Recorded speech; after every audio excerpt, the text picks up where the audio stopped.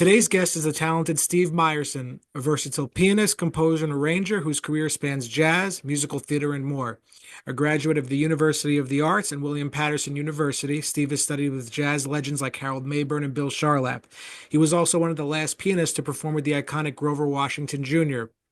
His journey has included touring with the Grammy-nominated The Stylistics, serving as the music director for Be My Love, alongside producer Phil Ramone, and co-producing Gianni Russo live at Feinstein's. With his most recent release, Ready or Not, and work in film and theater, Steve continues to captivate audiences with his artistry. So join us as we dive into his incredible story. Steve, good to see you, man. Hey, Abe, great to see you. Thanks for the nice intro. Absolutely, my pleasure. Steve, we caught up a little bit off the air, and the first thing I wanted to talk to you about was the most exciting news a jazz pianist could probably uh, get, or when I found out what you were doing. You're now playing piano with the master, George Coleman. You're in his band, his pianist.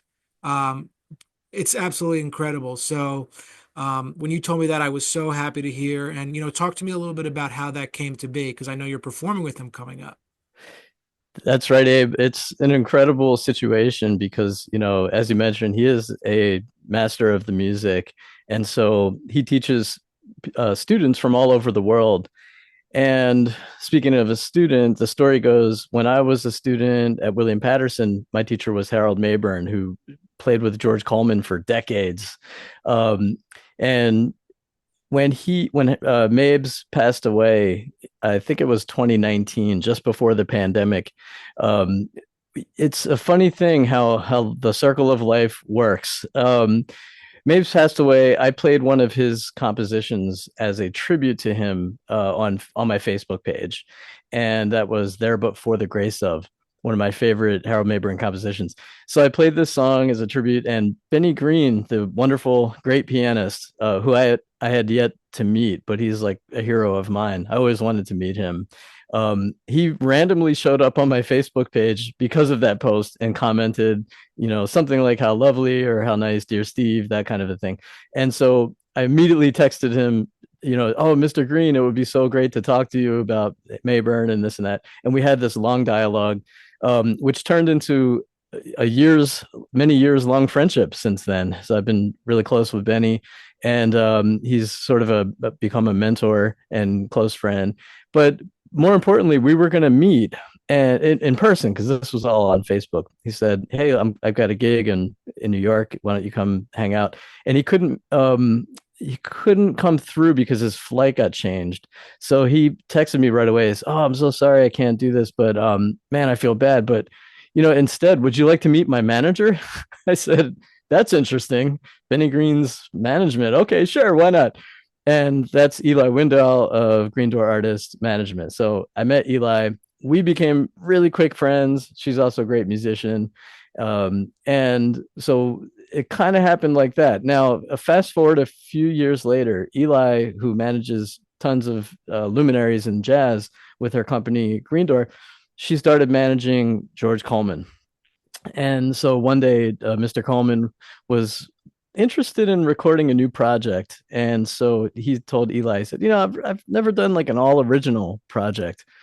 I'm really interested in doing that. Do you have any advice? How would you go? How would I go about that? And she suggested that he do all contrafacts, because then the band knows everything, don't really have to rehearse that much, and everybody feels comfortable. He loved the idea. So she played my most recent CD for him unbeknownst to him, who was on piano, who was on drums, any of that. She goes, "Hey, check this out. This is a friend of mine. He's a pianist.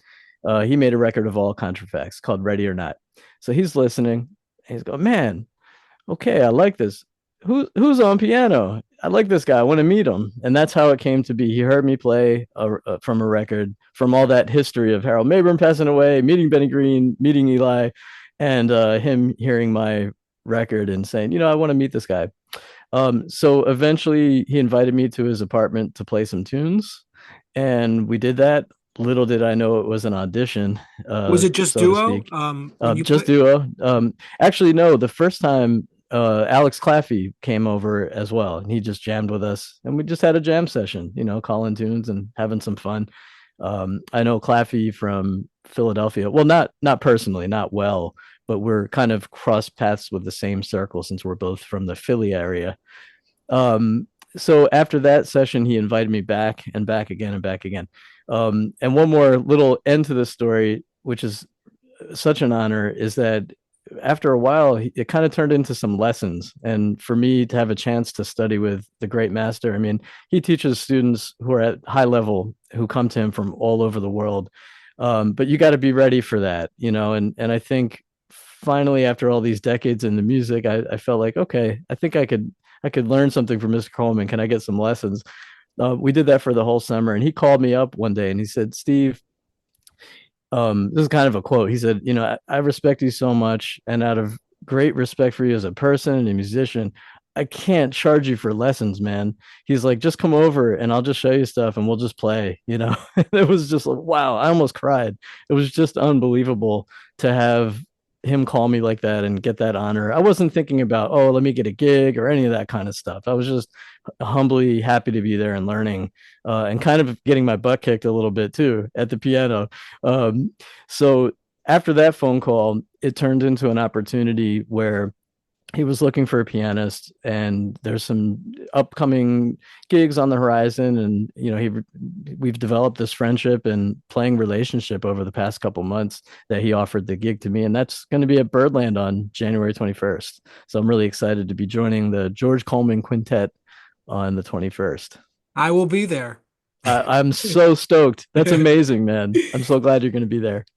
So yeah, that's actually it's a week from this coming Tuesday, the 14th.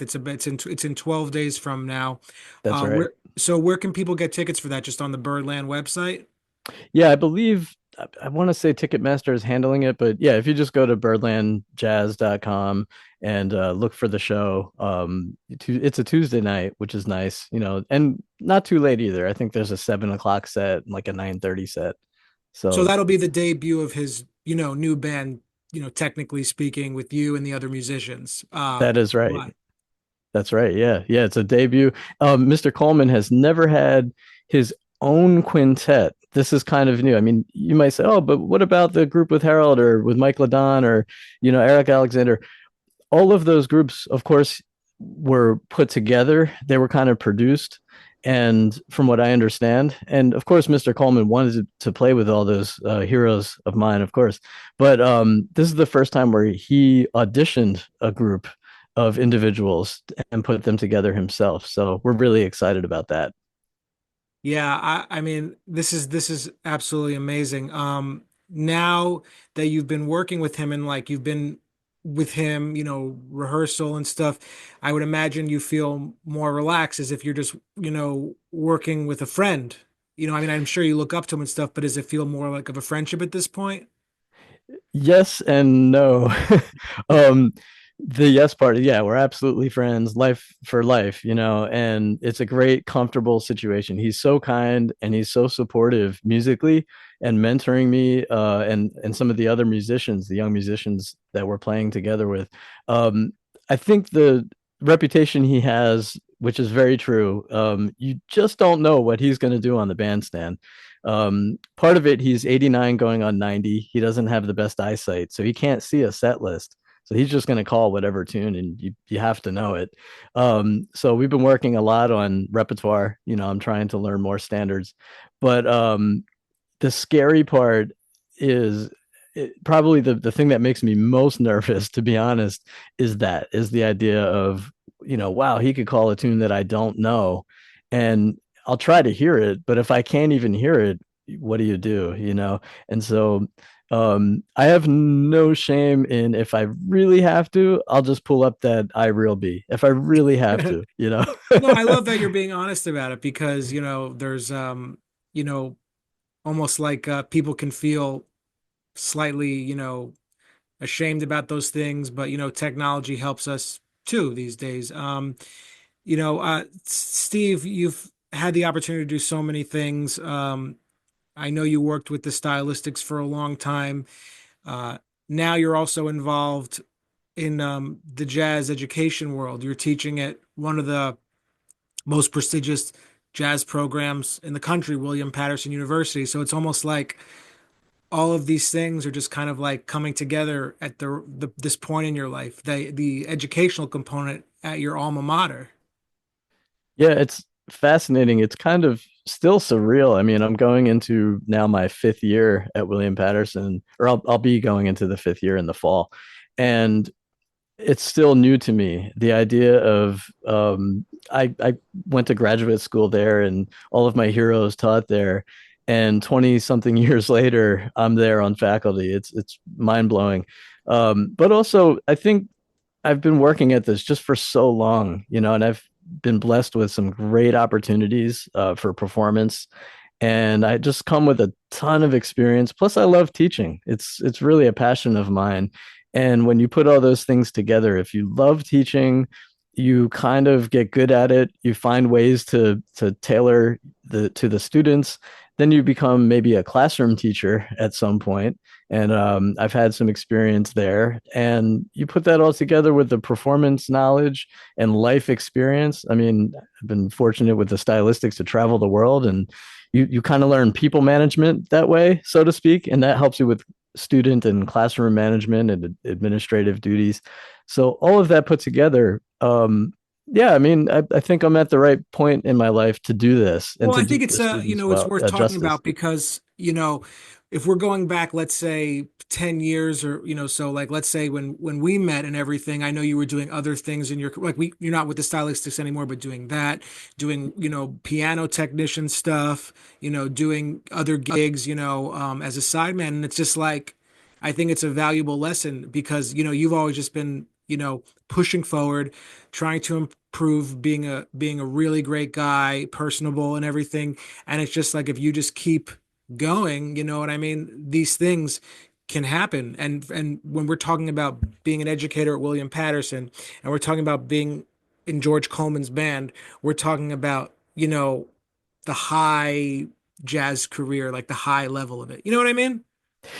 Well, the thing is, what drives all that is passion. I love the music, like we all do. You come into the music, you want to play the music, and what happened for me was I never stopped practicing. I still practice. There's always something to grow and learn. I'm always a student, and I carry that with me in my own teaching. I think that's really important to just be humble, and also I had to work really hard. I mean, I'm definitely not a prodigy. I didn't grow up just magically playing music. I mean, some people seem to have that gift. They figure things out at a very young age. There's some really phenomenal young musicians online that we see every day pop up on the Instagram or socials, and it's humbling. And that wasn't me. I mean, and I'm okay with that.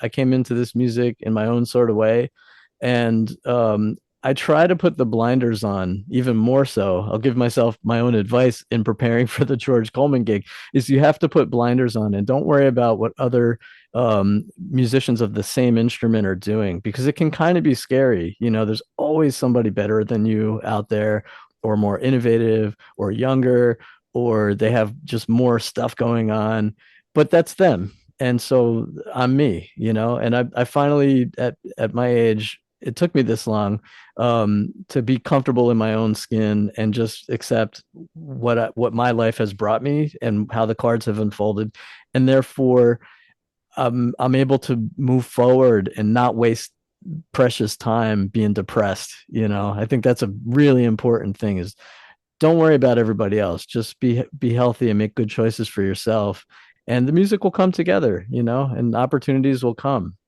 and that's where I'm at right now with my No, teaching, my playing, everything. no, that's beautifully said. You're saying you have to be comfortable with yourself. But that's also, that's a struggle, artists have, and that's why we keep pushing forward. We want to find the magic on the bandstand. Yeah, it's true. And something else too on that point about the bandstand. Younger musicians and developing musicians, myself included, we always want to know how do you find your own voice? That's always kind of an important artistic pursuit. And one time I asked James Williams, the great pianist, I said, Mr. Williams, how did you become an artist? Like, how did you find your sound and, play with Art Blakey and start writing and all this stuff? Well, he told me two things. He said, number one, just play. Don't worry about that, because the answer is that you are your own individual. So no matter what you do, it's all filtered through you anyway. So if you imitate somebody and emulate them and so forth, as long as you're writing your own music and applying what you've learned, you're going to be your own voice naturally. So don't try to be somebody or try to be original. Just be you. The second thing he told me is to never stop studying the music of Phineas Newborn Jr., which I still do. I learned from that when I'm practicing. I'm always listening to Phineas, or Finest, as they say. Yeah, I mean, that's great that to hear that, you're at this place in your career and everything. I know you're also doing some other work as a music director in Atlantic City for some of these shows. So again, goes back to the point that I talk with a lot of people about on the podcast, that being a musician today, you've got to have a couple of things going on, not just the playing part. Um, And so and as you could probably hear in the background, my dog. I have a dog in a family. I have a wife and a son, and yeah, that's um, important too, But yeah, yeah, like you're doing that as well. So you're kind of like going from one thing to the next, but I would imagine it can feel overwhelming, but if you keep the right mindset, like you push. But talk a little bit about the Atlantic City gig you just started doing as well. yeah, that's great. Well, I'm a survivor, man. I really work very hard to survive life, because a lot of things get thrown at you every day, a lot of hurdles and obstacles.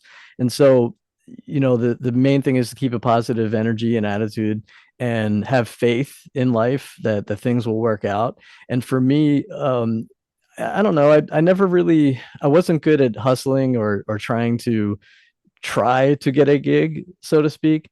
I always just approached it as, I love the music, I want to connect with people, and eventually that led to more and more connections. And it is truly, who but not like some, hey, I paid this guy, some under the table deal, and now he's going to hire me for a gig because I know him. It's not that kind of thing. It's just be a good person, be a good player, show up on time, all those things that we talk about to become a professional musician. With the Atlantic City scene, what happened was I was touring with the Stylistics, and I put some of my performance videos out there. This is maybe around 2018, before the pandemic. And it's kind of showing my keyboarding skills, because as much as I play piano, I'm also a synth guy. I do double stack, triple keyboards, and all that. Triple keyboards. Yeah, yeah, you have two, one on top, one on the bottom, and one on your right or one on your left, depending. I've had more. It's the more the merrier. That's wild, It's man. so much fun, and to trigger different sounds, or maybe for to make it easier with sound switching, or sometimes you have different pieces of gear that serve certain purposes. So I got pretty good at that all those years with the Stylistics, playing orchestral type parts. And somebody saw one of my videos and heard me play, and I'm looking for a keyboard player, maybe I'll hire this guy. And turned out that this person, the music director for the Atlantic City shows that I'm now involved with, he knew somebody that I knew that also coincidentally recommended me, when he said, hey, do you know any keyboard player? And the guy said, yeah, check out Steve Myerson. We play together in the Stylistics. So it was the guitar player for the Stylistics. And so, just small world, man. Connect the dots. And this guy said, okay, I'm going to give you a shot. Next thing you know, I'm on a plane to Detroit doing a major Motown tribute show at the Fox Theater in front of like 5,000 people or something with this Whoa. organization. It was insane. And I worked really hard. I practiced. I learned my music. I showed up on time. Was professional and did the show. I've been working with the company. They're called Elite Casino Marketing. They put on kind of these big like casino production tribute shows. That's their vibe. They have like dancers and singers and props and all this, costumes. And that led to me doing several different types of variety shows. Like I did a Rat Pack, and 80s, a disco. Look, I love all kinds of music, not just jazz. every kind of music that I've come up playing, R&B, soul, mostly, blues, it all informs my overall existence as a professional working musician. Let this be the lesson out there for everybody who's listening that the video you posted of yourself led to George Coleman, right? Yeah. But let's even if we went further back than that, going to William Paterson and Harold Mabern, right? We could these little things just lead into each other. Yeah. And then the work with the stylistics led to being recommended to this. And all along this time, you're saying, you work hard, be professional, and have a positive attitude. The rest is going to fall into place. Yeah, it's so true. Opportunities will come your way. The other thing is you have to have enough vision to see it when it's in front of your face because sometimes you'll miss an opportunity and that's the worst when that happens. You look back and go, because you only get one chance. So you really have to be ready and prepared, whatever the opportunity is. Let's rewind a little bit. If you could go back and give your younger self any advice, what would you tell them? Or would you say just do what you're doing? I wouldn't change much because life happened, and I'm really happy now where I am. I mean, I have a family and I'm doing something to get that, I mean, it's such a blessing to have a family and a wife and a son and a house and all these things. So I wouldn't change anything that led me to where I am now, but man, did I struggle for many decades. And I think that struggle was a result of ill preparedness and immaturity early on. So I think I would tell my younger self, look, get over this stuff, man. Like, come on, step it up, dude. Practice hard, work harder. Well, I didn't when you always. say you struggled for decades, can you elaborate on that? Like, you know, were you down about your playing?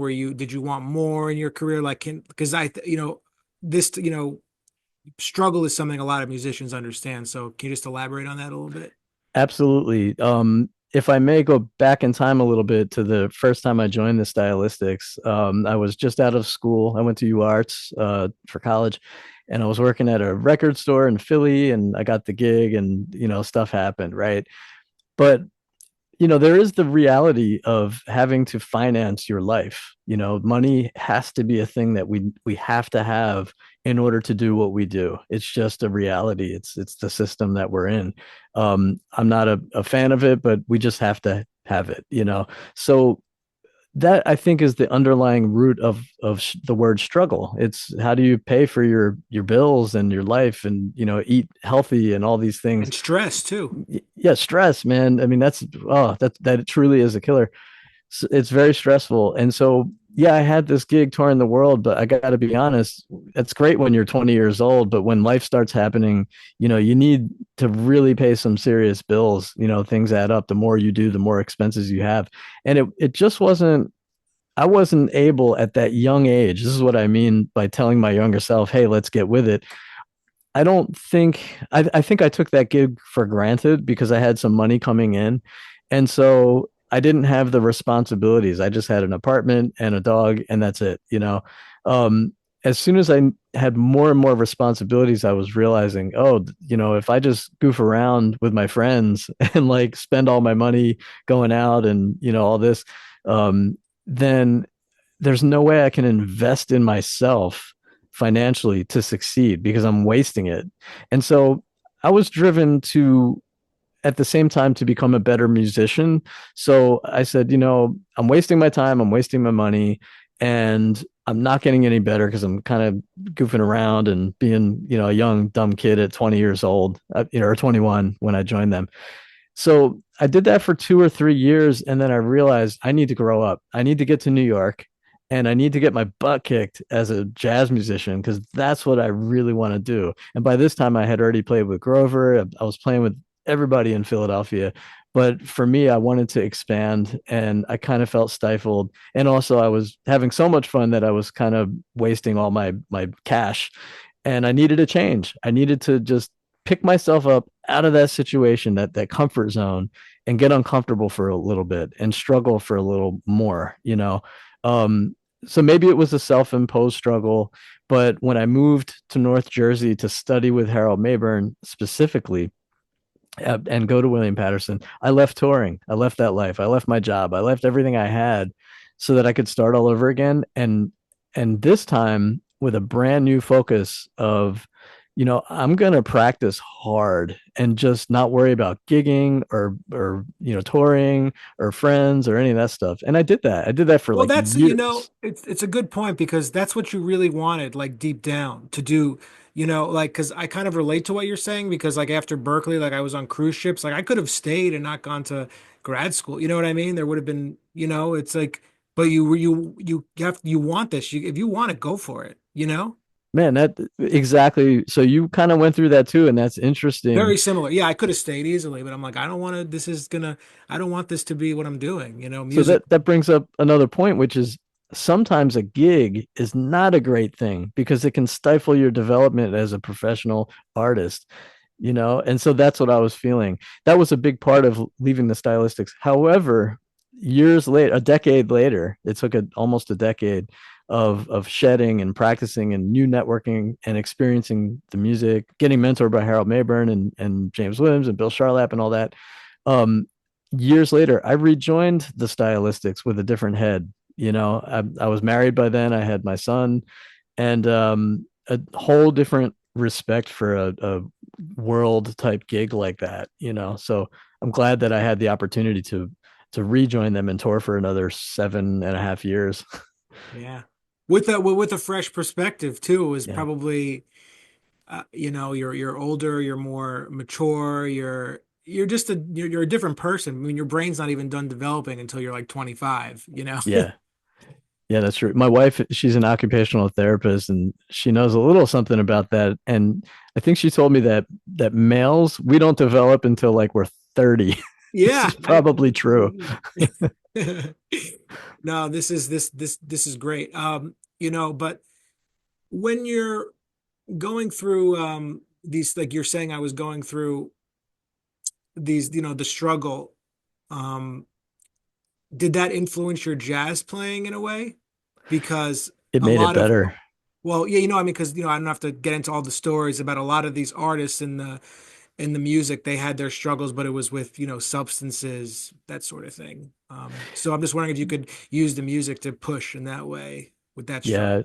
Yeah, I think fortunately, I mean, I never got hooked on any kind of substance, and that's a really good thing. I want to stress that no smoking, an occasional drink, but barely, Um, and so that was always helpful. Also, having some situations like I did a gig with Wallace Roney. He hired me for to be in his band for a little while before he passed away, and that was eye-opening because the level of talent was so high, you know, and so that pushed me to practice even more, which I guess that's more the point too, is if you can surround yourself with musicians who are greats, who are experienced, who are masters, or even just more, they don't have to be famous, but it's just that they're more experienced than you. If you can take yourself out of that comfort zone and put yourself into those tough situations, you're going to grow. Well, Um, but it's also okay to play with musicians who, you're talking about getting pushed by musicians, but you can yeah, push other musicians too. That's just as valuable because you need to be in that role. I mean, that's what I was yeah. talking about. I was talking to Jim Riddle about that, and he was like, sometimes I'm the one who's pushing the musicians, and that's good. Oh, that's a lot of responsibility that I heard Jim Riddle and that wonderful podcast. And Jim was another teacher of mine. I There studied you with go. Jim for years on and off. Yeah. Great friends, big inspiration and hero of mine, and a great pianist. The the responsibility of being an educator, I'll talk about that for just a minute. It's an honor, yes, to be teaching at William Paterson in a prestigious jazz program, but just to be taking it so serious because these are people's lives, and I'm affecting them one way or the other. And I generally want that to go You're positively. the kind of teacher you want to have in this world. Let me say that because there's a lot of Thanks. people out there who you do not want to be around, no matter how good they are. You know what I'm saying? I don't have to, you know what I Yeah. mean? Yeah. I mean, there could be a lot of damage done if you're not careful, if you're not Absolutely. I thoughtful. mean, I'm a victim of that, unfortunately. Oh, So wow. I'm not trying to like say woe is me, but there are some dark cats in this business. Yeah, you got to be in it for the right reasons, and if you just shave away all the negativity as a teacher and you really stay honest and true about helping your students. That's number one right there. If you can find a way to be helpful and useful in their lives, then you've done your job. You're the kind of teacher I feel like if one of your students got like a really good gig, you'd be like, yes, this is Yeah. Oh awesome. man, that would be amazing. Yes. Like It's you wouldn't be happened like, oh, before, you know. yeah, but I'm his teacher. You know what I'm saying? You know what I mean? Like you'd be happy for them. One of my students is doing really great, successful things. Is Peter Lynn, Oh and Peter, yeah, yeah. Peter. Trombone player, right? Yes, great trombonist. He's got his Yardbird Entertainment Productions. He's doing like video production and just really cutting edge stuff with the Asian community. I think it's the AAPI. I think it's called. So he's just he's an amazing individual. I haven't spoken to Peter in about a year or two because we're both very busy doing what we do. But he's one of my success students. He took theory and piano lessons with me for quite a few years. Beautiful. Well, no, Steve, it's been a pleasure. I'm looking forward to seeing you, you know, this weekend and seeing you at Birdland and stuff. You said some fantastic things, and I think will be really helpful for people listening who want to be in this business. So thanks so much. And where's your website and all that social media? We could just plug it really quickly. Oh, great. www.stevemyerson.com.